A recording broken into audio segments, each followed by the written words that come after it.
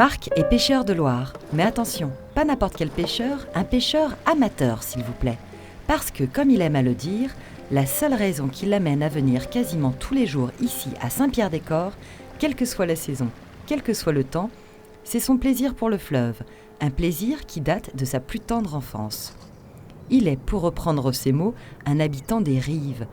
Son histoire est intimement liée à celle du fleuve et les moments de pêche invitent au souvenir et à la confidence.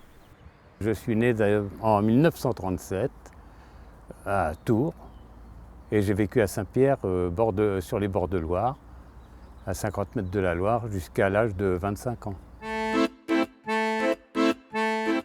À 4 ans, Marc montait sur le bateau de son père avec sa sœur Hélène et sa mère, pour naviguer, aller à la plage et pêcher parfois.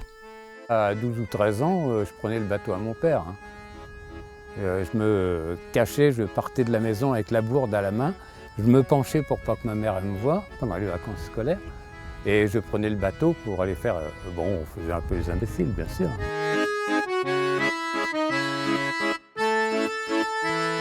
Aujourd'hui, c'est Hélène qui prend soin des photos prises par sa mère dès les années 40, dans un album précieusement conservé dans la maison familiale, la maison de leur enfance.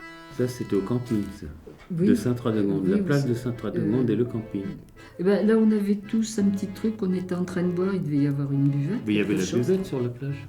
Alors là, c'est ton bateau. Ben, tu l'avais construit en quelle année, ce bateau 55. 55. Ouais. Ah oui.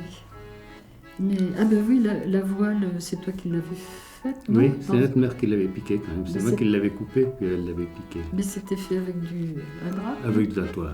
Ouais. À 17 ans, j'ai décidé de construire une périssoire que j'ai gardée jusqu'en 1962. Après, je l'ai vendue. Je l'ai retrouvée une année à Cormery-sur-l'Indre et après, je n'en ai plus entendu parler. Et un beau jour, Clément Cirque m'a dit qu'il avait une périssoire dans son hangar. Donc je suis allé la voir et c'était la périssoire que j'avais construite en 1955. Clément Sirgue, le batelier dont parle Marc, construit et rénove des bateaux à Roche-Corbon. La périssoire était pour lui et ses amis un trésor du patrimoine ligérien, dont il prenait un soin tout particulier. Elle a été retrouvée en état. Je ne pensais jamais, 50 ans après, revoir un bateau que j'avais construit. En pêchant le silure, le brochet ou la carpe, Marc se souvient aussi de ces temps qui n'existent plus, avec ses lavandières et ses passeurs. Ces temps où, pour reprendre une dernière fois ces mots, la Loire était employée dans le quotidien des habitants des rives.